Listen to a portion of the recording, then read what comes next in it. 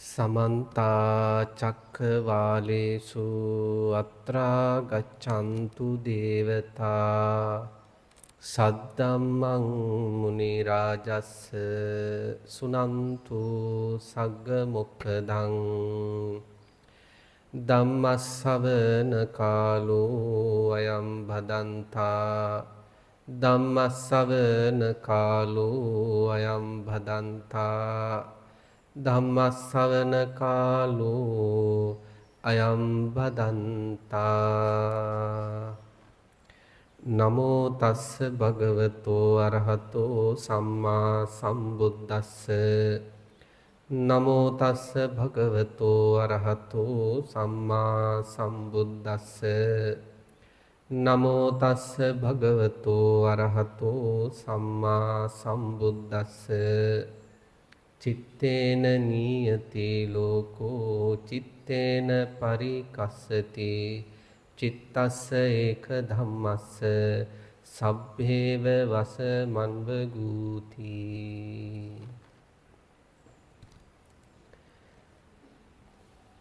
ධර්ම පරායන පදනමේ නිර්මාතෘ රාජකීය පඬිත අපේ කල්යාණ මිත්‍ර දෙමටගොඩ අනෝමදස්සී ස්වාමීන් වහන්සේ ඒ වගේම රාජකීය පඬිත අපේ කල්යාණ මිත්‍ර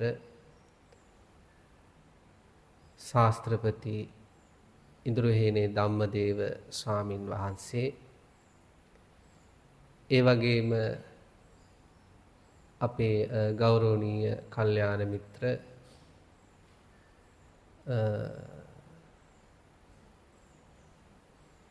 අමත ගවේෂී පින්වත් ස්වාමීන්ද්‍රයන් වහන්සේ ඇතුළු පූජනීය මහා සංඝරත්නයන් අවසරයි. ශ්‍රද්ධාවන්ත කාරුණික ගුණබර වැඩිහිටියනි දූ දරුවනි, ධර්ම පරායන පදනම කියලා කියන්නේ බුද්ධ ශාසනයට යහපත කරන්න, නොසැනසිල්ලේ ඉන්න අයට සැනසෙල්ල දෙන්න, වේදනාවෙන් ඉන්න අයට සතුට දෙන්න, පීඩාවලින් මිරිකිලා ඉන්න අයට නිදහස දෙන්න ගොඩනගාගත්ත පදනමක්. අපේ දෙමටගොඩ අනෝමදස්සී ස්වාමීන් වහන්සේ ඇතුළු අපේ ඉන්ද්‍රහේන ධම්මදේව ස්වාමීන්ද්‍රයන් වහන්සේ ඇතුළු මේ පින්වත් මහා සංඝරත්නය ශාසනයට පින්නතුන්ට යහපත කරන්නම අන්න ඒ වගේ අදහස් වලින් චේතනාවලින් ආරම්භ කරන්නට යෙදුණු ඒ පදනම විසින් සිද්ධ කරන තවත් එක් සමාජ සත්පුරුෂ කාර්යයක් විදිහට අපි දකිනවා මේ තරුණ දහම් හමුව. අපට ආරාධනා කරන්න යෙදුන පින්නතුනි, සාමාන්‍යයෙන් අපි කියන්නේ උඩු බැලිය අතට ඉන්න පුංචි දරුවටත් කැමති වෙලාවට කිරි ටික නැති වෙනකොට තරහ යනවා. උඩු බැලිය අතර ඉන්න පුංචි දරුවට කැමති වෙලාවට අම්මා ළඟ නැතිනම් ඒ දරුවා ඇතුළාන්තයේ දේශය හැඬීමක් විදියට ප්‍රකාශ කරනවා. දරුවෙක් කඩනවා කියන්නේම දෝමනස්සෙන්මයි සිද්ධ වෙන්නේ. ඒ වගේ උඩු බැලිය අතට ඉන්න පුංචි දරුවාගේ සිට මරණාසන්න මංචකේ නැත්නම් මරණ මංචකේ ඉන්න පුද්ගලයා දක්වා සසරගත සත්‍යයන් අත්දකින වරින් වර බරපතල අකුසල හැඟීමක් ව්‍යාපාදය. අන්නේ ව්‍යාපාදය දුරු කරගන්න ඒ තරහව, ව්‍යාපාදය කියන්නේ තරහවම තමයි. ඒ ව්‍යාපාදේ නැත්තම් තරහව දුරු කරගන්නට බුදුරජාණන් වහන්සේ දේශනා කළ ධර්මයේ තුල බොහෝ මඟ පෙන්වීම් තියෙනවා. අන්න ඒ අතරින් අපට දැනෙන, තේරුම් ගන්න පුළුවන් සරල ක්‍රමවේදයක් පිළිබඳව තමයි අපට අද මේ දේශනාව තුළ සිදු කරලා දෙන්න කියලා ඉල්ලීම කරන්න යෙදුනේ. පින්නතුනි, අපේ මනස, අපේ හිත ඕනම දෙයක් කරද්දී ඒ තුලම රඳවාගෙන ඉන්න පුළුවන් ශක්තිය අපි හදාගන්න ඕනේ. ඒකට තමයි සාමාන්‍යයෙන් කියන්නේ පාලනයක් ඇති හිත කියලා. අපි හිතමු දුවෙක් හරි පුතෙක් හරි පොත පාඩම් කරනවා. පොත් පාඩම් කරනවා. දැන් මේ දරුවා දක්ෂ වෙන්න ඕන පොතේම හිත රඳවගෙන තමන් කැමති කාලයක් ඉන්න. අපි තු මේ දරුවා අදිෂ්ඨාන කළා පැය දෙකක් එක දිගට පාඩම් කරන්න. එතකොට මේ දරුවට පැය දෙකක්ම පොතේ හිත රඳවගෙන ඉඳීමේ ශක්තියක් තියෙන්න ඕන. හැබැයි අපි හිතමු මේ දරුවගේ හිත දුරකථනයේ පැත්තට අදිනවනම්,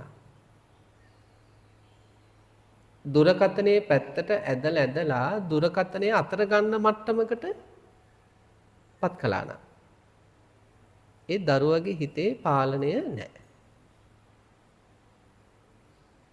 ආශාව තමයි ඒ හිත පාලනය කරලා තියෙන්නේ.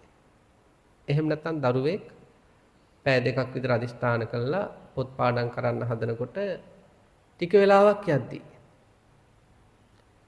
මෙයාට සීතකරණයේ තියෙන රසවත් ආහාර පාන හරි මේසයක් උඩ තියෙන නේද උදේ දැකපු වහලා තියෙන රසවත් මොනවා හරි කෑම වර්ගයක් හරි මතක් වෙලා ඒ කෑම පැත්තට ඇදෙන එක නතර කරගන්න බැරි නා ඒ දරුවාට පොත පැත්තකට දාලා අරක විඳින්න ගියොත් ඒ දරුවගේ හිතේ පාලනය පිළිබඳ ප්‍රශ්නයක් තියෙනවා. එනේ දරුවගේ හිත පාඩමට බාධා වෙන පැත්තකට ඇදිද්දී දරුවත් ඇදිලා ගියා. අන්න ඒ වගේ අපිට මේ ඉගෙන ගන්න වෙලාවක අධ්‍යයන කටයුත්තක යෙදෙන වෙලාවක ඒ අධ්‍යයන කටයුතු තුළ අපි කැමති වෙලාවක් ඉන්න බැරි වෙන්න. එහෙම නැත්නම් සමහර විට කාර්යාලේ වැඩ කරන කෙනෙකුට උනත් වෙන්න පුළුවන්. නේද මේ බරපතල වැඩ ගොඩක් නේද ඔෆිස් එකේ ගොඩ ගැහිලා. ඒත් මෙයාගේ හිත සැරින් සැරේ ෆෝන් එකට යනවා. සමහරට ආයතන ප්‍රධානීන්ට හොර රහසේ මෙයා මොකද කරන්නේ? දුරකථනය පාවිච්චි කරනවා. විනාඩියකට හරි විනාඩි දෙකකට හරි. සමහර අවස්ථා අපි දැකලා තියෙනවා පොයේ සිල් සමාදන් වෙන්න එනවා. ඉතින් සිල් සමාදන් වෙන්න ආවට පස්සේ අපි ඉතින් උදෙන්ම යාළට කියනවා දුරකථනයෙන් අත පොඩ්ඩක් අයින් වෙලා ඉන්න කියලා. ඒත් වැඩේ කියන්නේ ඉඳ ගිලම්පසු විවේකයක් දුන්නකම. සමහර අවස්ථාවල ස්වාමීන් වහන්සේලා දේශනාව කරන අතරේ හොරෙන් ෆෝන් එක බලනවා. කියන්නේ දේශනාව තුළ හිත රඳවගෙන ඉන්න අමාරුයි. ඒ හිත අදිනවා. අන්න ඒ වගේ පින්නතුනි බලන්නේ හිතවල අදින ගතියක් නැද්ද? ඕන නැති පැතිවලට. සමහර අවස්ථාවල මතක් කරන්න ඕන නැති දේවල් වලට හිත අදිනවා. සමහර අවස්ථාවල මතක් කරාට පස්සේ දුක ඇති වෙන, කලකිරීම ඇති වෙන, චිත්ත පීඩා ඇති වෙන දේවල් වලට හිත අදිනවා. පොතක් බලන්න ගියාට පස්සේ පොතෙන් බැහැරට හිත අදිනවා. ඒ වගේ මේ හිතේ හැමතිස්සෙම තියෙන දැනද අදින ගතියක්. වැඩක් කරගෙන යන්න දෙන්නේ නැති ගතිය. ඉතින් සමහර අයගේ ඕක හරි ප්‍රබල විදිහට තියෙනවා. පොත අතරනම් විනාඩි 5ක් ඉන්න බෑ. ඒක ඇඳ පැත්තට හරි අදිනවා. ඒ කියන්නේ කම්මැලිකම කියන්නේ. හැබැයි අපි අපේ හිත එහෙම අනවශ්‍ය පැත්තකට ඇදගෙන යන්න හදද්දී හරි පැත්තේ තියාගන්නට අදක්ෂ වුණොත් අපේ ජීවිතේ අපිට යන්න පුළුවන් ගොඩාක් ඉහළ තලයන්ට අපට යන්න බැරි වෙනවා. يعني යම් කිසි මට්ටමකට යයි නමුත් ඊටත් වඩා ඉහළ තලයකට යන්න තිබ්බා හිතේ අර අදින ගතිය පොඩ්ඩක් පාලනය කරගන්න තිබ්බා. ඉතින් මෙන්න මෙහෙම අපේ එක එක පැතිවලට අපිට අපේ ගත කරන ජීවිතයේ කරන යහපත් දේවල් වලදී සසර ජීවිතේ සසර යහපත් කරගන්නට අවශ්‍ය දේවල් කරද්දී එක එක පැත්තට අදින ගතිය අතර තියෙන එක ඇදිල්ලක් තමයි ව්‍යාපාදේ කියන්නේ. ඒ තරහව කියන එක අනවශ්‍ය පැතිවලට අපි ඇදගෙන යනවා. දැන් අපි හිතුව මේ පින්නතුන් හිතන්න අපිට කවුරු හරි මොනවා හරි අසාධාරණ වැඩ වාර 2-3ක් කරනවා. එයා මේ අසාධාරණ වචන ඒ කියන්නේ සමහරට ඒවට එච්චර කෑ ගහන්න ඕනත් නැහැ. තමන්ගේ අතින් වරදක් වුණා කියලා හිතමු. නමුත් ඒ වරදට එහෙම එච්චර කෑ ගහන්න ඕනත් නැහැ. සමහර අය කරන පාපයන්ට සාපේක්ෂව එයා මොකද කරන්නේ? නමුත් ඒක ලොකුවට අරගෙන සැරෙන් සැරේ දකින්න සැරේ උන අමුතු කතා වගේක් කියනවා. දැන් වරින් වර අසාධාරණ වැඩ කරනවා, වරින් වර අසාධාරණ කතා කියනවා. තනි වෙච්ච වෙලාවට මොකද වෙන්නේ? අපි තු බස් එකේ යන ගමන් හරි, වාහනේ යන ගමන් හරි, ගෙදර හරි පුටුවක හරි, නේද ඇඳේ හාන්සි වෙලා ඉන්න වෙලාවක හරි තනි වෙනවා. දැන් මේ ලෝකේ කල්පනා කරන්න නම් කොච්චර දේවල් තියෙනවද? අනාගතය ගැන සැලසුම් හදන්න ඕනේ, හෙට දවසේ කරන්න තියෙන දේවල් සැලසුම් කරන්න ඕනේ, අද දවසේ කරන්න තියෙන දේවල් ගැන හිතන්න ඕනේ. ඒ ඔක්කොම පැත්තක දාලා හිත. මොකද පටන් ගන්නෙ? ඔන්න ඇදෙන්න පටන් ගන්නව තරහකාරය හොයාගෙන. මෙහෙම කරද්දි ගිහිල්ලා ඉවරයි. ගිහිල්ලේ තරහකාරය කියපු වචන මොකද කරන්නේ? ඕකට අපි කියන්නේ කලුතර චෛත්‍ය වන්දනාවට ගියපු අය ඉන්නවනම්. ඔය කලුතර චෛත්‍යරාජාණන් වහන්සේ ඇතුළට යන්න පුළුවන් අපිට. අපේ මේ ස්ථානවල තියෙන චෛත්‍ය වගේ නෙවෙයි කලුතර චෛත්‍ය ඇතුළට යන්න පුළුවන්. අපි ওই චෛත්‍යරාජාණන් වහන්සේ ඇතුළට ගිහිල්ලා සාදු නාදයක් දුන්නොත් අපිට අත්දකින්න පුළුවන් එක දෝංකාර දෙනවා. එක සැරයක් සාදු කිව්වට පස්සේ සාදු නාද කීපයක් දෝංකාර දෙනවා. නේද? එකම හඬ නැවත නැවත දෝංකාර දෙනවා. අන්න අර වගේ තනි වෙච්ච වෙලාවට අර මෙහෙම කරද්දී අර තරහකාරයාගේ පැත්තට හිත ඇදිලා ගිහිල්ලා ඒ තරහකාරයා සමහරට පැයකට කලින් කියපුවා, දවසකට කලින් කියපුවා, අවුරුද්දකට කලින් කියපුවා, අවුරුදු 10කට කලින් කියපුවා, ඕක කරපුවා. දෝංකාර දෙනවද නැද්ද ඇතුලේ? නේද? නිකන් මුහුදේ රළ ගහන්න වගේ නැවත නැවත අර එකම හඬ නැවත නැවත දෝංකාර දෙනවා වගේ මොකද වෙන්නේ? අර තනි වෙච්ච වෙලාවට අරයාගේ වැරදි වචන ඔක්කොම දෝංකාර දෙනවා.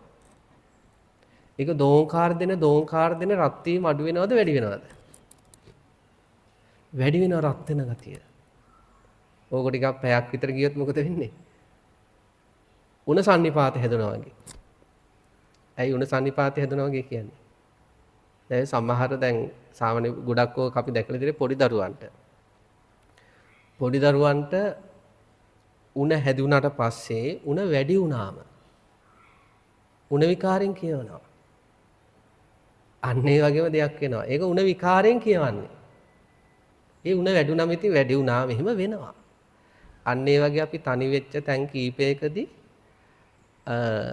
අපේ අර අපට අසාධාරණ වචන අසාධාරණ වැඩ කරපු කෙනාගේ අඩුපාඩු වැරදි බැනපුවා ඇතුළාන්තයේ නැවත නැවත දෝංකාර දෙන්න පටන් ගත්තොත් ඒ පැත්ත රැදියදී යන එක පාලනය කරගන්න බැරි වුණොත් එක වෙලාවක් එනවා නේද? අපිම දන්නේ අපේ අතපය දරදඬු වෙලා හුස්ම වේග වැඩි වෙලා ඉන්න තැනින් විසි වෙනවා එකපාරටම තරහකාරය පැත්තට.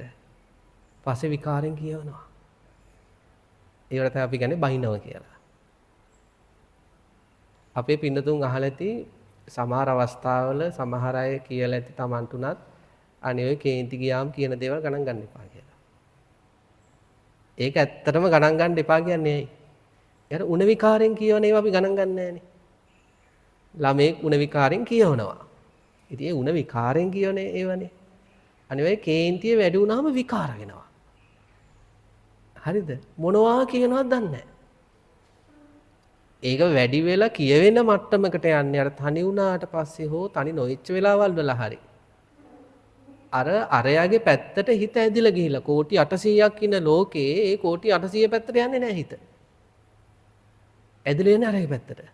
එයාගේ පැත්තට ඇදිලා ගිහිල්ලා එයාම කරපුවා කියපුවා පිරික්ස හිත ඇතුළාන්තයව දෝංකාර දීලා එක පාට අපිම දන්නේ නැහැ අපි නේද? ඇවිස්සීලා යන්නේ කෑ ගහගෙන. බැනගෙන. සමහර අවස්ථාවල අතපය පවා පාවිච්චි කරනවා. ඉතින් ඊට පස්සේ අර උණ විකාරي කියන එක ටික වෙලාවකින් මොකද වෙන්නේ? ඉතින් හොඳ වෙනවනේ. හරිද? ඊට පස්සේ අර උණ විකාරය හොඳ වෙනව වගේ අර තරහෙන් කෑ ගහලා බැනලා ඕක ඊව සංසිඳිලා යනවා. ඊට පස්සේ හරි වේදනාවක් එනවා. අර විකාරෙන් තමයි කලේ කිව්වේ. හැබැයි පස්සේ හරි වේදනාවක් එනවා. ඇයි මං එහෙම කළේ? ඇයි මං එහෙම කිව්වේ? පව් අම්මා, පව් තාත්තා, පව් මහත්තයා, පව් නෝනා, පව් ලොකු පුතා, පව් පොඩි පුතා. හැබැයි ඒතර අස්සේ පැනලා ගිහින් ඉවරයි. බලන්න ඔය වගේ සිද්ධි ගණනාවක් අපේ ජීවිතේ වුණොත් අපිට ඒක ලොකු වේදනාවක් වෙනවා. බුදුරජාණන් වහන්සේගේ ධර්මයේ තුලින් අපට පින්නතුනි කරවන්නේ අනිත් අයගේ අසාධාරණ වචන, අනිත් අයගේ අසාධාරණ වැඩ කොච්චර සිදු වුණත් එයාලගේ අසාධාරණ වැඩවලටයි අසාධාරණ වචනවලටයි ඇවිස්සෙන්නේ නැතුව පාලනයකින් ඉන්න පුළුවන් හිතක් දෙනවා. බුදුරජාණන් වහන්සේගේ ධර්මයේ ඒකයි ගිහි අයට ගොඩාක් වටිනවා කියන්නේ. එන අනිත් අයගේ නරක වචන වලට අනිත් අයගේ නරක වැඩවලටයි ඇවිස්සි තියෙන ජීවිතේ නේද? ඕකට අපි කියන්නේ දෙබර කූරුවට ගල් ගහනවා කියලා. දෙබර කූරුවට ගල් ගහපු ගමන් මොකද වෙන්නේ? ඇවිසිලා අනින්න පටන් ගන්නවා. අන්න ඒක තමයි සමහර මානසිකත්වයන්ට දැන් තරහ ගිහිල්ලා අනිත් පාර්ශවයෙන් පරුස වචන එන්නකොටම දෙබර කූරුවට ගල් ගහුවාගේ ඇවිස්සෙනවා. ඉතින් Taman දන්න එක හොඳ නැහැ කියලා. එතකොට බුදුරජාණන් වහන්සේගේ ධර්මයේ තුලින් කරන්නේ පින්නතුනේ අන්න ඒ නරක වචන නරක වැඩ කොච්චර Taman කරා ආවත් ඇවිස්සෙන්නේ නැතුව ඉන්න පුළුවන් නම් මේ බණ ටික අහන වගේ සාන්තව ඉන්න පුළුවන් නම් කවුරු හරි බණිද්දිත් සැපද නැද්ද? අපි ඕනම කෙනෙකුට අපි දෙගොල්ලටම අපි භික්ෂුන් වහන්සේලාසෙන් අපටයි අපේ පින්නතුට අපි දෙගොල්ලටම කවුරු හරි බැනගෙන යද්දි මෙහෙම මේ සාන්තව ඉන්න පුළුවන් නම් ඔයා කැමති දෙයක් කියන්නකෝ නේද? මං ඇවිලෙන්නේ නැහැ. දැන් මේ ඉන්නවා වගේ මේ දැන් ඇවිලෙනවද දැන් අපි? දැන් අපි හරි නිදහසෙම ඉන්නේ. අන්න එහෙම නිදහස් තලයකට බුදුරජාණන් වහන්සේගේ ධර්මය අපි අරගෙන යනවා. නේද? ඔෆිස් එකේ අය කොච්චර ඉතින් නරක වැඩ කළාත් නේද? ඇනුම් පද කිව්වත් ඉස්සරහට යදි කකුලෙන් ඇද්දත් අපිට ඉතින් ඇවිසිල්ලක් නැහැ. අපේ ගමන අපි යනවා. සමහර විට ළඟම ඉන්න අය හරි ටිකක් දුරින් ඉන්න අය හරි නේද? සමහරවිට ගෙදර දොරේ හරි වෙන්න පුළුවන්. නේද? අසාධාරණ කතා කියාගෙන ඉද්දී පුංචි වැරදි වලට කෑ ගහගෙන ඉද්දී නේද? ගණන් ගන්න දෙයක් නැති දේවල් ලොකුවට අරගෙන නේද ඒවා පිළිබඳ එයාලා සාකච්ඡා කර නේද? ඉතින් එයාලා ඒ මොන දේවල් කළත් කිව්වත් මේ බණ ටික අහනවා වගේ සාන්තව ඉන්න තිබ්බනම් සැපද නැද්ද? අන්න එහෙම තැනකට පින්නතුණි බුදුරජාණන් වහන්සේ අපිව අරගෙන යන නිසා තමයි පුංචි කාලේ ඉඳලා මේ ධර්මයත් එක්ක අත්වැල් බැඳගන්න කියලා. ඒක අවඩක් වෙන්නේ නැහැ. හිත පාලනය කරගන්න පුදුම අවස්ථාවක් ලැබෙනවා. එමේ හිත පාලනය කරගන්න උදව් වෙන මේ ධර්මයත් එක්ක අපි තරුණ කාලෙම අත්වැල් බැඳගෙන හිත පාලනය කරගත්තේ නැතිනම් අපි අවුරුදු 50ක් විතර වෙදී ගොඩාක් පව් කරගෙන සමහරවිට මහත්යර බැනලම හරිද සමහරවිට නෝනට බැනලා ජීවිතයේ අවුරුදු 70ක් 80ක් 90ක් යද්දී ජීවිතයේ අවසාන කාලෙදී අපිට ගොඩක් වේදනා ඇති වෙන්න පුළුවන්. අන්න ඒ නිසා මේ බුදුරජාණන් වහන්සේ දේශනා කළ ධර්මයෙන් අපිව ලෝකය කොච්චර කැළඹුණත් ලෝකයේ කොච්චර විසබුණත් ලෝකයේ Tamanට කොච්චර අසාධාරණ වැඩ කළත් ඇවිලෙන්නේ නැතුව ඉන්න පුළුවන් මානසිකත්වයක් ලබා දෙනවා. අන්න එහෙම මානසිකත්වයකට අපිව අරගෙන යන්නට අපි පුරුදු පුහුණු කරලා යුතු සරල ක්‍රමවේදයක් අද අපි උගන්වන්න හදන්නේ. ඒක අමාරු නෑ. මහා ලොකු විදර්ශනා කතා මේකේ නෑ. අපි පුංචි උපමාවක් කියන්න. අපිට තරහ යන වෙලාවට වෙන්න ඕන දේ මේකෙන් තේරුම් ගන්න පුළුවන්.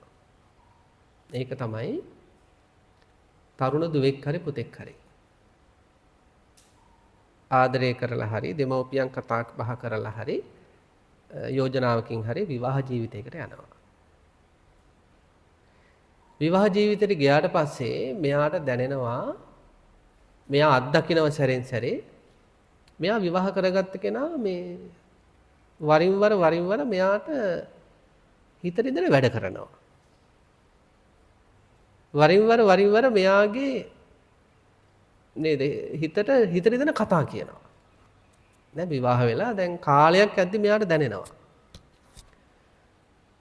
මෙයාට එක පැත්තකින් හොඳට මේක තේරුම් ගන්න. එක පැත්තකින් ඒ තමා විවාහ කරගත්ත භාර්යාවගේ හරි ස්වාමියාගේ හරි අඩුපාඩු මතක් වෙන්න මහා කලකිරීමක් ඇති වෙනවා.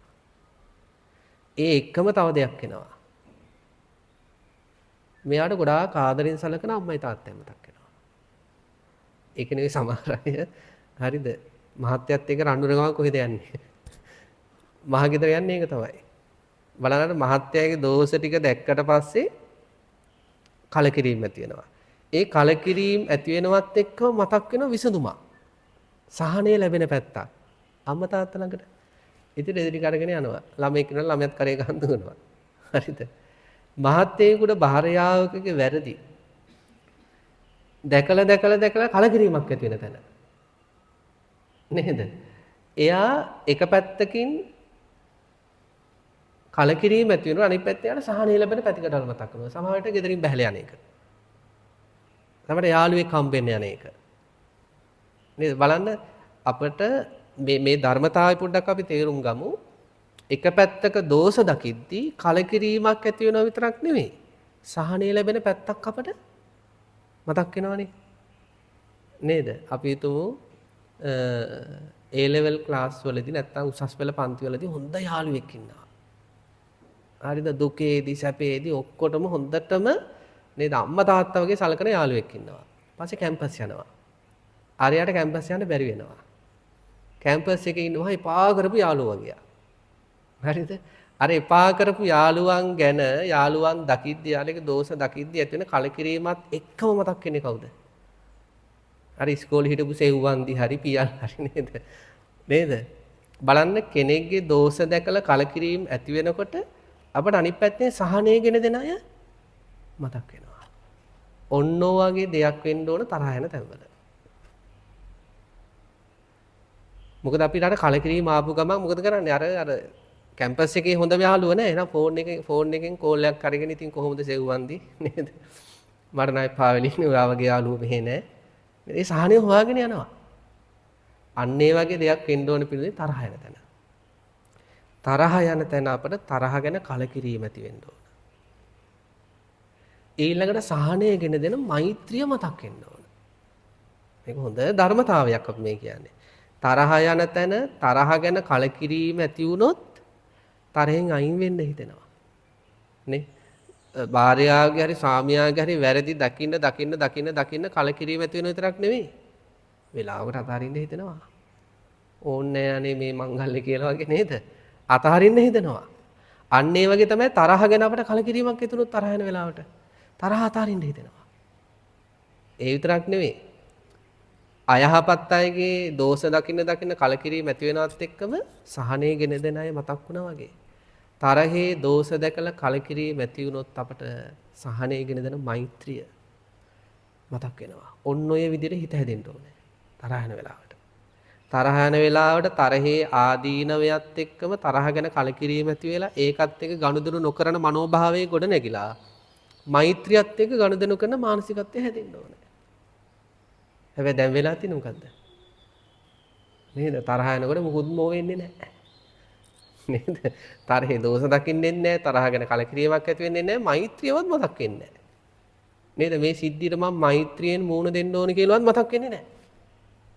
අර තරහේ පාලනයට අපි අහු වෙනවා. තරහේ පාලනයට අප අහු වෙනවා. තරහෙන් පිරිමහ ගන්න මට්ටමකට අපි වැටෙනවා. ඔන්න ඔය මට්ටම අපි හදන්න ඕන පින්නතුනි. තරහ උපදින තැන තරහේ ආදීනව මේ හිත මතක් කරලා කලකිරීම ඇති වෙලා. නේද? තරහත් එක්ක ගනුදෙනු කරන්න හිතෙන්නේ නැති මනෝභාවයත් එක්ක අපිට මතක් වෙනවා මෛත්‍රිය. මේ ළමයා අපිට මෛත්‍රියෙන්ම කතා කරන්න ඕනේ. මේ ළමයා තාත්තට මෛත්‍රියෙන්ම කතා කරන්න ඕනේ. මේ ප්‍රශ්නේ මම මෛත්‍රියෙන්ම විසඳ ගන්න ඕනේ. මේකට කෑකෝ ගහලා හරියන්නේ නැහැ. අපි ඉතින් පුංචි කාලේ ඉඳලා නේ දන්නේ පින්නතුන් ඉවසීමෙන් සැනසීම ලැබෙනවා කියලා. තරහ ගියලාට ඔය මතක් වුණාද? බලන්න පුංචි කාලේ ඉඳලා අපි දන්නවා. සමහරට මතක් වුණේ දැන් සති දෙකකින් විතර අදත් දන්නේ නැහැ. නේද? තරහ ගිය වෙලාවට නේද මතක් වෙන්න ඕන සැනසීමෙන් ඉවසීමෙන් සැනසීම ලැබෙනවා කියන එක. මතක් වෙන්නේ නැහැ නේ අපිට. නේද? يعني දන්න දේ වුණත් බලන්න පින්නතුනේ අපි භාවිතාවක් නැති නිසා. ක්‍රමවේදයක් තුල අපි කටයුතු නොකරන නිසා අවශ්‍ය තැන්වලදී මතක් වෙන්නේ නැහැ. ඉතින් අන්නේ නිසා අපි දැන් බලමු තරහ හටගන තැන තරහ ගැන කලකිරීම ඇති වෙලා මෛත්‍රිය මතක් වෙන හිත හදන්නේ කොහොමද? මේකට ගොඩාක් සත්‍යවාදී වෙන්න ඕනේ. අපි නම් එහෙම ඉතින් සත්‍යවාදීව මේව කරනවා. මහා සංඝරත්නය. අපි දුර මේ පින්නතුන් අතරත් මේ ක්‍රම පාවිච්චි කරන්න ඉන්න පුළුවන් අතරින් පතර හරියි. තමන්ට තමන් සත්‍යවාදී වෙනවා කියන එක සහ තමන් තමන්ගේ ඇතුළාන්තයේ ඇත්ත බලනවා කියන එක ලොකු පෞරුෂයක් තියෙන කෙනෙකුට විතරයි කරන්න පුළුවන්. තමන් තමන්ගේ ජීවිතේ දෙබිල බලලා මේකේ ඇත්ත මොකක්ද කියලා හොයන එක හැම කෙනාටම කරන්න බෑ. මේ තරහ දුරු කරන ප්‍රතිපදාවේදී අපිට අපේ ජීවිතේ දෙබිල බලන්න ඕනේ. ඉස්සෙල්ලම තියෙන එක. තරහ ගැන කලකිරීම ඇති වෙන්න නම් තරහ යන තැන අපි ඉස්සෙල්ලාම මෙනෙහි කරන්න ඕන ඒක තමයි මට තරහ ගිහිල්ලා මම අත්දැකලා තියෙන ආදීනව. මේක හොඳ ක්‍රමවේදයක් කරගෙන යනවා. භාවනාමය වශයෙන් පුළුවන් නම් හරිය වටිනවා. හරිද? මම මෛර නැත්තේක් වේවා, තරහ නැත්තේක් වේවා, දුක් පීඩා නැත්තේක් වේවා, සෝපත් වූ සිත් ඇත්තේක් වේවා කියන කාරණාවලට යන්න කලින් මේක තමයි අඩිතාලම. අපිට තරහ ගැන කලකිරීමක් එන්න ඕනේ. පුද්ගලයෙක් ගැන කලකිරෙන්නේ පුද්ගලයාගේ වැරදි කල්පනා කළොත්. එහෙනම් තරහ ගැන කලකිරීම ඇති වෙන්න අපි තරහේ දෝෂ ආදීනව දකින්න ඕන. එහෙනම් ඉස්සෙල්ලා මේකට මම මගේ දිහාට පිට බලනවා. මේ මම පුංචි කාලේ ඉඳලා ගත කරපු ජීවිතයක් තියෙනවා. මේ පුංචි කාලේ ඉඳලා ගත කරපු ජීවිතේ මට තරහ ගිය තැන් මොනවද? සත්‍යවාදීව හදවතට විවෘත වෙලා බලන්න ඕනේ. ඒ තරහ ගියාට පස්සේ මට මොකක්ද උනේ? මේක ලේසි නෑ. ඒත් අපි මේ ඇත්තට මුණ දෙන්න ඕනේ.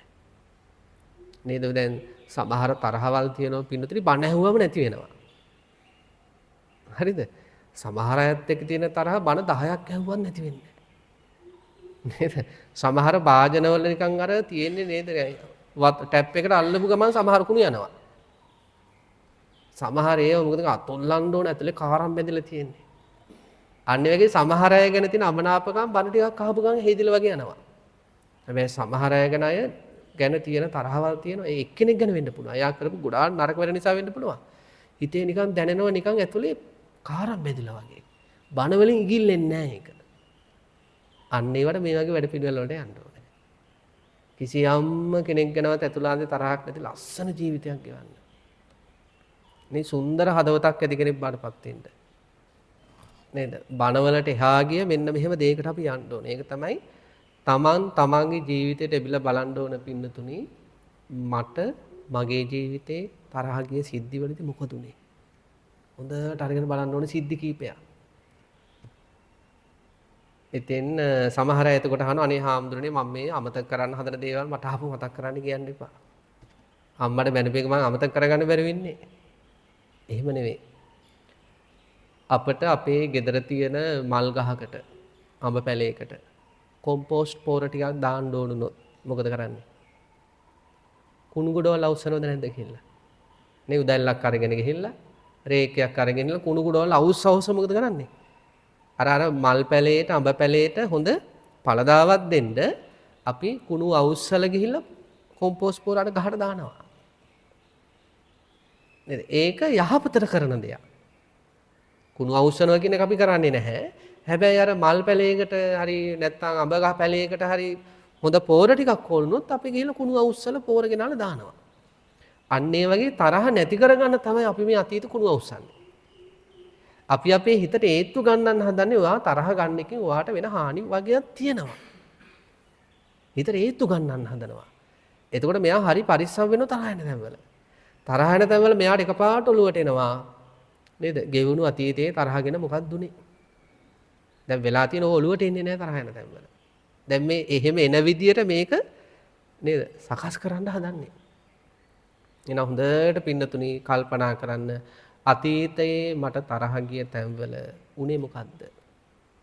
එතන මාව රත්තු නැහැටි නේද? මං ගල්ලු නැහැටි. මගේ මස් පිඩු නටපු හැටි. නේද? මට ඒක දැනක ඉන්න බැරි වුණා. නේද? මට ඒක දැනක ඉන්න බැරි වුණා. මට කෑ ගැහුණා. නේද? සමහරවිට මම බිත්ති ඔළුවේ ගහගත්තා. සමහරවිට මම අතේ තිබ්බ ෆෝන් එක බිම ගැහුවා. නේද? මම එහෙම නැත්නම් අම්මට කෑ ගැහුවා. තාත්තට කෑ ගැහුවා. මහත්තයට කෑ ගැහුවා. නැත්නම් මේ භාර්යාවට කෑ ගැහුවා. සමහරවිට යාළුවට කෑ ගැහුවා. යෙහෙලියට කෑ ගැහුවා. පොඩ හොඳට අරගෙන බලන්නේ තරහ ගියාට පස්සේ වෙන හානිය. එතකොට හිතට යනව ටිකින් ටික මේ තරහ ගන්න එක නම් එච්චර හොඳ එකක් නෙවෙයි. පණිවිඩයක් යනවා. ඔය පණිවිඩය හරියටම අපිට දෙන්න පුළුවන් වුණොත් මෙයා තරහ ගන්නෙව නැතු ඉන්නවා. ඕක ඔළුවේ තියෙන කම්ම. ඉතින් ඉස්සෙල්ලාම කරන්න ඕන ඕක පින්නතුනි. මම භාවනා කරනවා කිව්ව මට පුංචි කාලේ ඉඳලා මට ගිහි කාලයක් තියෙනවා. පස්සේ පැවිදුනේ. ඒතකොට පුංචි කාලේ ඉඳලා මේ මොහොත දක්වා තරහ ගියේ සිද්ධි මම හොඳට අරගෙන බලන්න ඕනේ. يعني එතකොට අපිට දැනෙනවා දේනේ මට කොච්චර නපුරක් කරගෙනද. මගේ නපුරුකම නිසා මම ඇසුරු කරපු වැඩ කොච්චර හානි වෙලා තියෙනවද. ඊට පස්සේ මෙනෙහි කරන්න ඕන මාව පැත්තකින් තියලා මම ඇසුරු කරන අයට තරහ යෑම තුළ එයාලට සහ අපිට වෙච්ච හානි. අම්මට හරි තාත්තට හරි කේන්ති යෑම තුළ මට කොහොමද බලපෑවේ ඒක? ඒක අම්මා තාත්තට කොහොමද බලපෑවේ? නැත්නම් සාමියාට හෝ භාර්යාවට කේන්ති යෑම තුළ ඒක මට බලපෑවේ කොහොමද? ඒක යාට බලපෑවේ කොහොමද? දරුවන්ට කේන්ති යෑම තුළ දරුවන්ට ඒක බලපෑවේ කොහොමද? ඒක මට බලපෑවේ කොහොමද?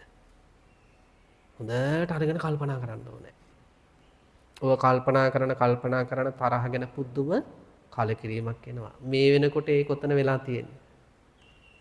මේ බණ ටික අහන්නට කලියෙන්ට වඩා තරහ ගැන මහයි පාවීමක් නැද්ද? මේක නම් හරියන්නේ නැහැ හාමුදුරනේ. නේද? මේක නම් අත්තු ගාලම දාන්න ඕනේ. ඔන්න ඔය දැන් තියෙන අදහස හිතේ හැමතිස්සෙම තියෙනවනම් පින්නතුන් කේන්ති ගස්සන කාටවත් බෑ. දැන් අපට අවබෝධයක් තියෙනවා මේ තරහ මා දරුණු දෙයක් භයානක දෙයක් මේක නම් ඕනෙම නෑ සදහටම එපා. ඔය තියෙන අදහස හැමතිස්සෙම තියෙනවා නම් තරහ ගැන කාටවත් අපි අවසන්න්න බෑ. වෙලා තියෙන්නේ අර එක අරමුණු වලින් හිත වහගෙන යද්දී අපිට ඔය අවබෝධය මග හැරිලා යනවා. ඉතින් එතකොට මොකද වෙන්නේ? අර පැත්තෙන් මොනවා හරි කියද්දී ගිනි කූර පෙට්ටිය ඇතුළනකොට නේද? හොස් ගාලෙනවා වගේ නේද? අපි තරහගෙන අවබෝධයෙන් තොරව ජීවත් වෙද්දී ඇවිලෙන්න පටන් ගන්නවා. එහෙනම් ඉස්සෙල්ලාම කරන්න ඕන තමන්ගේ ජීවිතයට එබිලා බලන්න පින්නතුනේ මගේ ජීවිතේ මට ඇති වුණ තරහ තුළ නේද? මට වෙච්ච හානිය. ඊළඟට මන් නිසා බාහිර සමාජයට වෙච්ච හානිය. හොඳට කල්පනා කරන දවස් දෙක තුනක් හරි අරගෙන. ඊළඟට කල්පනා කරන්න ඕන බාහිර මම ඇසුරු කරන අයට යන අමනාපය තුළ තරහව තුළ මට වෙච්ච හානිය. ඉතින් අපේ මේ පින්නතුන්ට සමහර අය අවුරුදු 5කට කලින් කියපු වචනේ. දැන් යත් එක හොඳින් ඉන්නේ මේ කාලේ. ඒත් හිතට මතක් වෙනවද නැද්ද? කොච්චර ඉතින් මෙයා හොඳින් හිටියත් කොච්චර මට හොඳින් සැලකුවත් ඉතින් මන් දන්නෝනේ මෙයා මට ඉස්සර කියපුවා. ඒ කියන්නේ එයාලා අවුරුදු 5කට කලින් කියපුවා තාම පෑරි හිතේ වැඩ කරනවද නැද්ද? නේද? එතකොට අන්න ඒව අරගෙන හොඳට මෙනෙහි කරන්න මෙයාලා කරපුවා කියපුව නිසා මට වෙලා තියෙන හානිය. නේද? මෙයාලා කරපුවා කියපුව නිසා මෙයාලගේ හිතේ හටගත්ත වෛරය නිසා මට මෙයාලත් එක්ක ආපහු හිතවත් වෙන්න දෙන්නෙම නෑ හිත. නේද? මෙයාලගේ හිතේ හටගත්ත තරහ ක්‍රියාත්මක වීම නිසා මට දැන් මෙයාලත් එක්ක අර කලින් වගේ හිතවත් වෙන්න හිතෙන්නෙම නෑ. බලන්න තරහේ භයානකම එතකොට. නේද? මෙතන සමහර පින්නතුන්ට අත්දැකීම් ඇති. සමහර අය Tamanට කරපුවා තරහෙන් කියපුවානේ අර උණ විකාරයෙන් වගේ යාළ පිස්සු වැඩ කරා Tamanට. බලන්න ඒව කොච්චර බරපතලද කියනනම් Tamanට ආපු හිතවත් වෙන්න හිතෙන්නෙම නැහැ. ආපු අර මුලදි වගේ යාළත් එක්ක ඉන්න හිතෙන්නෙම නැහැ. මොකටද කියලා හිතනවා. බලන්න තරහ කරලා තියෙන අමනාප මේ හානිය මේ පනට පණ යාළත් එක්ක හිටියා වෙන්න පුළුවන් අතීතේ. හැබැයි එයාලගේ හිතත් අස්සට ආවා තරහ අමනාපය වෛරය ක්‍රෝධය. දැන් Tamanට එයාලත් එක්ක ආපහු කලින් වගේ කතා කරන්නවත් හිතෙන්නේ නැහැ. මූණ බලන්නවත් හිතෙන්නේ නැහැ. තරහේ ආදීනවයක් ඒක. ඉතින් ඒතරොට බලන්න මේ තරහ කියන අකුසලය නේද? මහා බරපතල හානියක් අපේ ජීවිතවලට කරනවා. මේ ගැන අපි කලකිරෙන්නම ඕනේ. ඊට පස්සේ බලන්න පින්නතුනි මේ ගමේ මේ නගරේ මේ රටේ මේ ලෝකේ මිනිස්සුන්ගේ හිතවල හටගත්ත වෛරයන් නිසා කොච්චර විනාශ වෙනවද කියලා. නේද? ආසන්න කාලේ පාතාල ලෝකවල නේද? අර පැත්තෙන් එළි වෙඩි තියලා දෙන්නෙක් මරලා යනවා. මේ පැත්තෙන් වල තව එක්කෙනෙක් වෙඩි තියලා යනවා. බලන්න වෛරය නෙවෙයි. සමහර අතීතයේ හොඳට හිටපු යහළුවෝ මේ. ඒ කියන්නේ වෛරය අතට ආවට පස්සේ නේද? සමහර අය කියන්නේ කොහොමද හිතට ආවට පස්සේ? මරලත් මදි කියලා කියන්නේ. දැන් බිම්බිසාර රජතුමාගේ පුතා අජාසත්ත තාත්තට හරිම ආදරෙන් හිටපු කෙනෙක්. පුංචි කාලේ. තරුණ කාලෙත් එහෙමයි. හැබැයි එක තැනකදී එයාට පාප මිත්‍ර සේවනයක් ලැබුණා. නේද? හරියට පිරිසිදු වතුර පාරක් පහළට ගලාගෙන යද්දී කුණු වතුර පාරක් එකතු වුණා වගේ. ඒතර පිරිසිදු වතුර අපිරිසිදු වෙනවා. අන්න ඒ වගේ අර අජාසත්ත කුමාරයා හරිම ආදරෙන් තාත්තට හිටපු දරුවෙක්. හැබැයි තරුණ කාලයේ ගත කරද්දී පාප මිත්‍රයෙක්ගේ දේවදත්තගේ ආශ්‍රය ලැබුණා. ඒ දේවදත්ත කියනවා ඔයාට තාත් ඉන්නකම් රජකම ගන්න බෑ. මට බුදුහාමුදුරු ඉන්නකම් මේ සංඝයාගේ පාලනය අතර ගන්න බෑ. අපි දෙන්නම එකතු වෙලා බිම්බිසාර රජතුමයි බුදුරජාණන් වහන්සේ ඝාතනය කරමු. එතෙන්ට හිතගත්තා. දැන් සමහර ඔය වීඩියෝ ක්‍රීඩා තියෙනව නේද? Tamanට Taman මරා ගන්න හිතන මට්ටමටපත් කරන. එහෙම වීඩියෝ ක්‍රීඩා තියෙනවා. එනේ Tamanට Taman මරා ගන්න හිතෙනවා. එතෙන්ට මනස ක්‍රමානුකූලව සකස් කරනවා. අනිත් වගේ දේවදත්ත ක්‍රමානුකූලව සකස් කර අජාසත්තගේ හිත තාත්තා මරණ මට්ටමට. අසත්පුරුෂ ශාස්ත්‍රයේ භයානකම. අන්තිමට මොකද කළේ?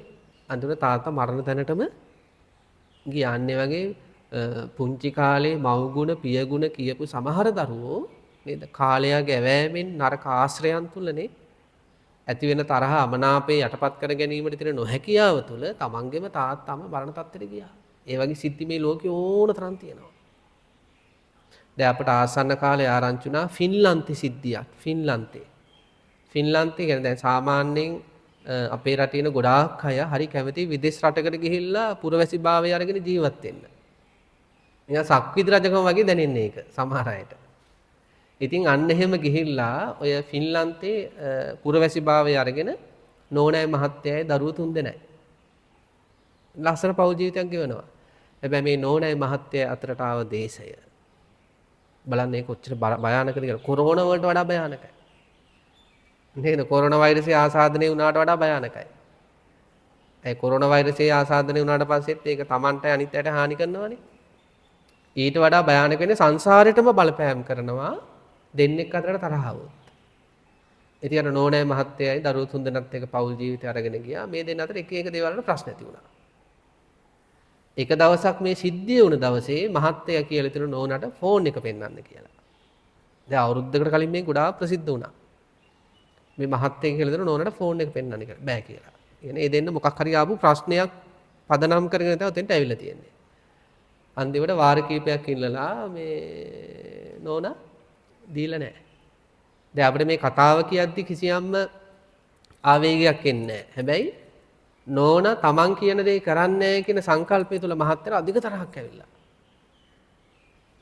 අන්තිමට මොකද කරන්නේ? කුස්සියට ගියා නේද? ෆින්ලන්තේ කියලා නැහැ පිහි අරගෙන ආවා 7 පාරක් භාර්යාවට ඇනලා. ඝාතනය කළා. දැන් අම්මා නැති වුණා මහත්තයා සාමියා හිරේට ගියා ළමයි 3 දෙනා යන්නේ නමන් නැති වුණා. නන්නාඳුන රටක. බලන්න මේ ලෝකේ මේ වගේ සිටි කොච්චර තියෙනවද කියලා. ඔය නේද සිරස ටීවී නේද ITN නේද ඔය ප්‍රවෘත්ති වලින් ඕවයින් බලන්නේ මොනවද අපි? වෛරය ආදීනව. අපි දකින්නේ අවසාන ප්‍රතිඵලය විතරයි. ඒ කතා අපි දන්නේ නැහැ. එයාලා කොච්චර බැනගත්තද, එයාලා කොච්චර ගහගත්තද.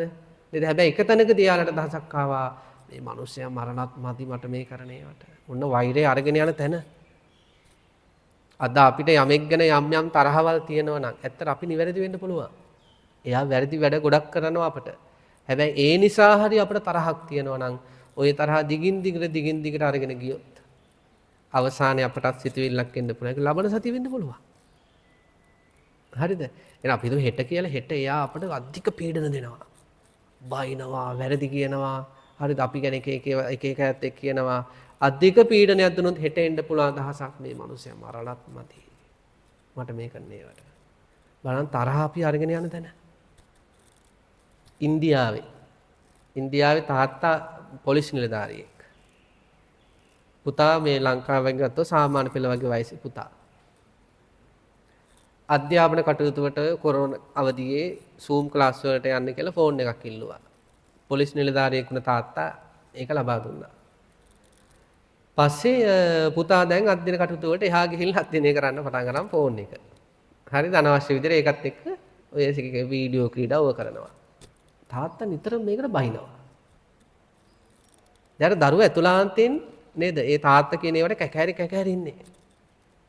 ඉතින් එක දවසක් ඇවිල්ලා හවස එනකොට වැඩ ඇරිලා එදත් පුතා ෆෝන් එකේ තාත්තා කෑ ගහනවා.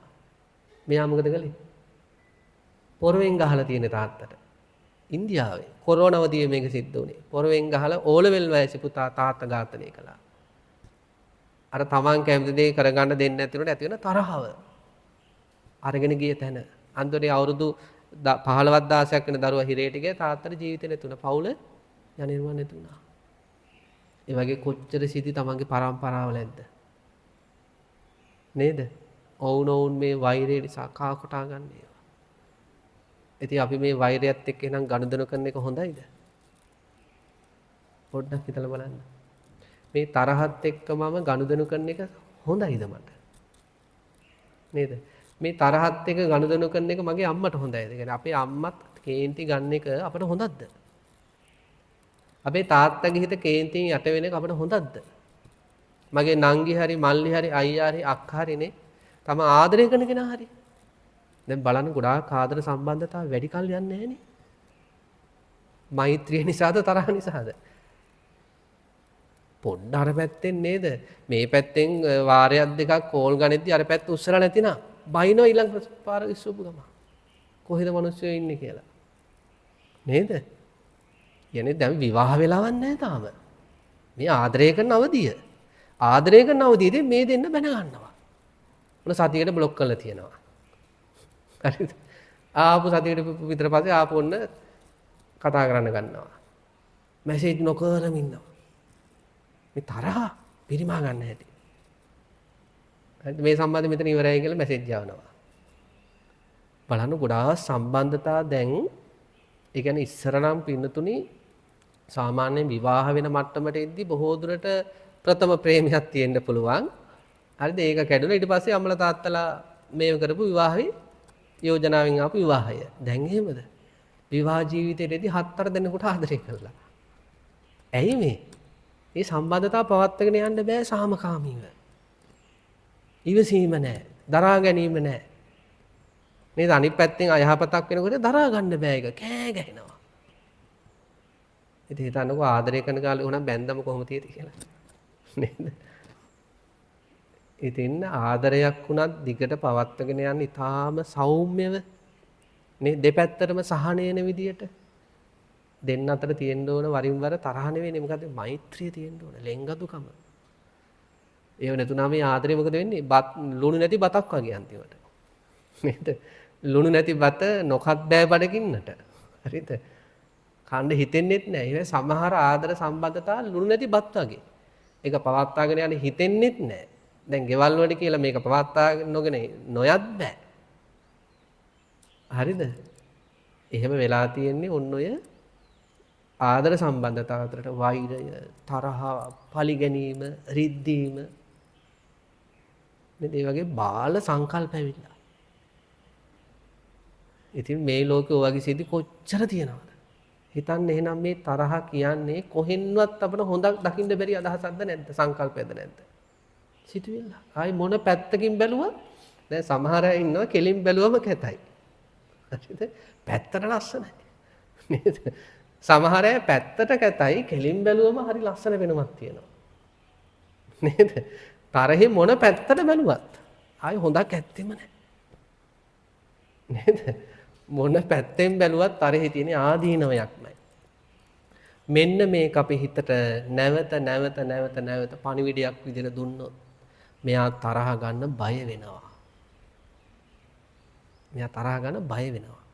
ඔන්න ඔතෙන්ට හිත ගන්න ඕනේ. ඒ විතරක් නෙවෙයි. මෙහෙම අපි දැන් මේ කතා කරපු විදිහටනේ දැන් තරහ ගැන තරහේ ආදීනව දකින්න දැන් අපිට කලකිරීමක් ආවනේ තරහ ගැන. ඒක පිළිගන්නව නේද? දැන් පින්නතුන මෛත්‍රිය ගැන මොකක්ද හිතෙන්නේ? අනේ ඒක නම්නේ. නේද අර කැම්පස් ගිය අර නරක යාළුවෝ ගොඩක් ඉන්න කෙනාට නේද? A level ක්ලාස් එකේ අතහැරුණු හොඳ යාළුවෝ මතක් වෙනවා වගේ. නේද? මෛත්‍රිය කියන්නේ පුදුම සහනයක්. හිතන්නකෝ තමන්ගේ අම්මගේ හිත ගොඩාක් මෛත්‍රී සහගත වුණා. තමන්ගේ තාත්තා ගොඩාක් මෛත්‍රී සහගත වුණා. නේද? තමන්ගේ සහෝදරයා සහෝදරිය තමන්ගේ දුව පුතා තමන්ගේ භාර්යාව ඉතා මෛත්‍රී සහගත වුණා. තමන්ගේ ස්වාමියා හරිම ලස්සනද නැද්ද මේ පෞල් ජීවිතේ? පෞල් ජීවිත පව අසාර්ථක වෙලා තියෙන මේ මෛත්‍රී අඩුපාඩුකම් නේද? එහෙනම් බලන්න අර ව්‍යාපාදයේ පෞල් ජීවිතයේ අස්සරෙන් නැතුව හැම තිස්සෙම එකිනෙකා ගැන මෛත්‍රිය මෙනවා ලෙන්ගතුකම එනවා නේද? හරි ලස්සනයි ජීවිතය එතකොට. මෙන්න මෙනෙහි කරන්න පින්නතුනේ. ද්වේෂයේ ආදීනව මෙනෙහි කළ අපිට කලකිරීම ඇති වුණාට පස්සේ හිතන්න මම ගොඩාක් මෛත්‍රී සහගත වුණා. මගේ අම්මා තාත්තා ගොඩාක් මෛත්‍රී සහගත වුණොත් අපේ ජීවිත කොච්චර ලස්සනද? අනේ මෛත්‍රී සහගත හැඟීම් වල තියෙන සුන්දරත්වය ගවේෂණය කරන්න. මෛත්‍රී සහගත මිනිස්සු පින්නතුනේ අම්මා තාත්තා එක්ක හරි දරුවොත් එක්ක හරි සාම්භාරයාවත් එක්ක හරි ආදරය කරන අයත් එක්ක හරි ගනුදෙනු කරද්දී අනේකාට වචනකින්වත් හානියක් නොවෙන්න මෛත්‍රී සහගතය. හරිම පරිස්සමෙන් කටයුතු කරනවා. අනේකාගේ අතින් අතීතයේ හරි වරදක් වෙලා තියෙනවා නම් වැරදිලාවත් ඒක මතක් කරන්නේ. මෙයා දන්න ඒ වරද මතක් කිරීම මෙයාට මහා වේදනාවක්. මම මේ වරද මතක් කරනවා විනාඩියක් ඇතුළත. නමුත් එයා දවස් ගාණක් ඒ තුල විඳවන්න පුළුවන්. මෛත්‍රී සහගත මිනිස්සු තමන් ඇසුරු කරන තමන්ගේ අයගේ අතීත වරදක් වුණත් නේද කියදී දහසරයක් හිතනවා. මෙයාට මේක කොහොම බලපායිද? නේද? ඇත්තටම තමන් අවට ඉන්න අයගේ මෛත්‍රිය අපිට මැනගන්න පුළුවන් ඕවෙන් තමයි. එනේ යාළ කොච්චර මට රිදෙන්න තෝ මාත් එක්ක ජීවත් වෙනවද? නේද? තමන්ට මෛත්‍රියෙන් සලකන අය, කටයුතු කරන අය අල්ල ගන්න පුළුවන් ඕකෙන්නේ. නේද? එයා කොච්චර මට රිදෙනනේ මාව සැනසෙන්න කටයුතු කරනවද?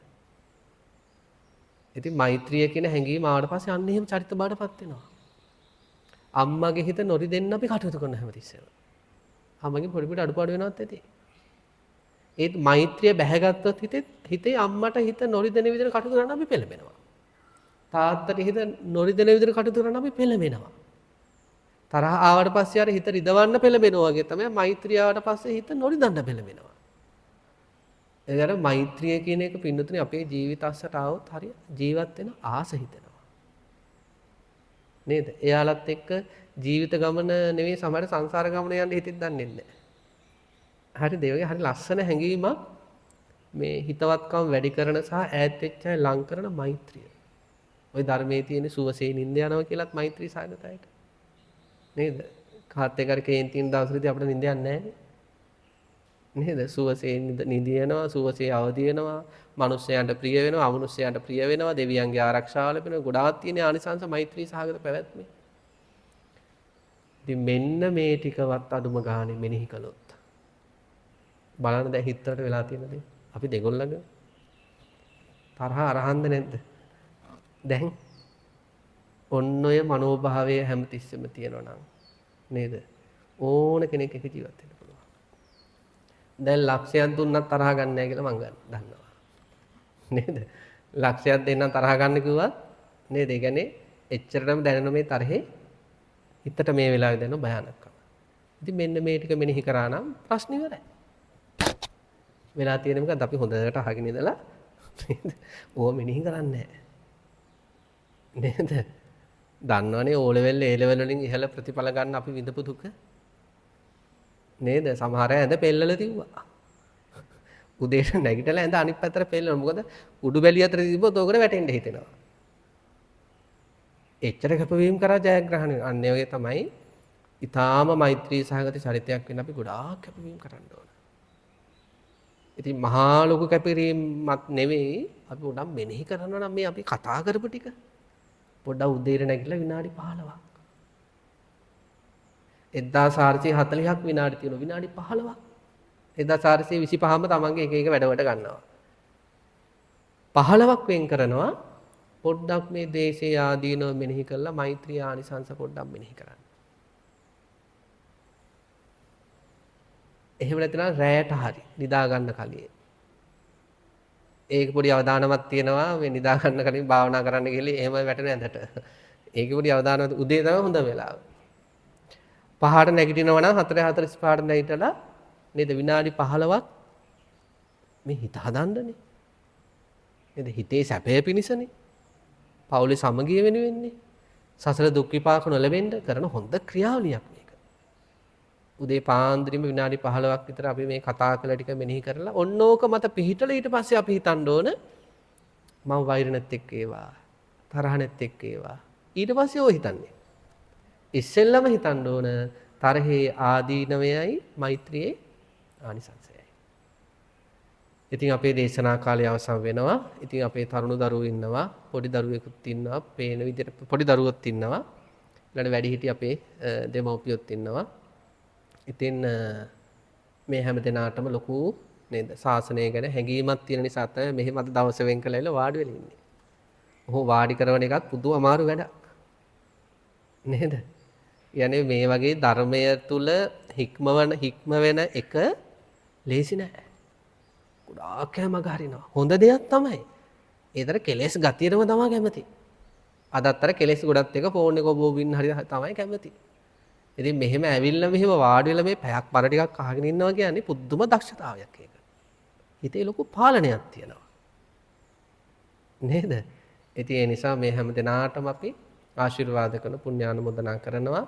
අද දවසෙත් මේ තරුණ හමුවට ධම්මපරායන පදනම විසින් මේ නිර්මාණය කරන්න යෙදුණු ආරම්භ කරන්න යෙදුණු තරුණ දහම් හමුවට එකතු වෙලා බුද්ධ ශාසනයටත් යහපතක් වෙනවා මේකෙන්. ඊටා නිවැරදි ශ්‍රාවකයෝ ගොඩ නැගෙන නිසා තමන්ගේ ජීවිතයටත් යහපත් වෙන ඊටාම අර්ථවත් වැඩ සටහනක් තුළ මේ අද දවස ගත කරන්නේ. මේ පින්නත් හැම දිනාටම මේ කරගන්න කුසල් මේ ඇති කරගන්න උතුම් කුසල ශක්තියින් ජීවිතේ පුරාවටම ව්‍යාපාදාදී අකුසලයන්ගේ කිසියම් හානියක් නොවි නිරන්තරයෙන්ම මෛත්‍රියෙන්ම පිරුණු හිතකින් මේ ජීවිත ගමන යන්නට විතරක් නෙවෙයි සසර ජීවිතේ පවාසෝපත් කරගන්නට මේ උතුම් කුසලය හේතු වාසනා වේවා කියලා අපි ප්‍රාර්ථනා කරනවා. ඒ වගේම හදා වඩාගත් අම්මා තාත්තා ඉන්නවා නම් තමන්ට ජීවිතේ දුන්න අදටත් ඒ තමන්ගේ ජීවිතේ දිහා බලාගෙන ඉන්න තමන්ගේ ජයග්‍රහණ පිළිබඳ ගොඩාක් සතුටු වෙන තමන්ගේ කඩාවැටීම් වලදී ගොඩක් වේදනාව විඳින ඒ දයාබර අම්මා තාත්තට මේ උතුම් කුසල ආශිර්වාදයක් වෙලා නේද අම්මා තාත්තට අපටත් කලින් මේ සංසාර දුක්ඛෙන් අත් මිදී ලබන උතුම් නිවන් සුව අත්දකින්න මේ පින් මේ කුසල් හේතු වාසනා වේවා කියලා ප්‍රාර්ථනා කරන්න.